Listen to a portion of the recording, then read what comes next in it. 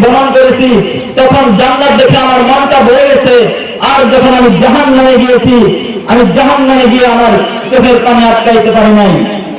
আম্মাজান ফাতেমাতুল জাহরা রাদিয়াল্লাহু তাআলা আনহা বললেন, আম্মাজান কি হয়েছে, কি জন্য আপনি কাঁদেন? হযরত রাসূল সাল্লাল্লাহু আলাইহি ওয়াসাল্লাম বললেন, এই ফাতেমা, জাহান্নামের ভিতরে আমি কিছু নারীকে দেখলাম যাদেরকে চুলগুলো উত্তান হইতেছে, যাদেরকে আগুনের চুলার মধ্যে নিক্ষেপ করে শাস্তি দেওয়া হইতেছে। আম্মাজান ফাতেমা রাদিয়াল্লাহু তাআলা আনহা জিজ্ঞেস করলেন, ইয়া রাসূলুল্লাহ, ইয়া হাবিবাল্লাহ, কি এমন আমল করতে যার কারণে তাদেরকে এই শাস্তি দেওয়া হইতেছে? কি এমন আমল তারা করত যার কারণে তাদেরকে এই এত ভয়ঙ্কর শাস্তি দেওয়া হইতেছে?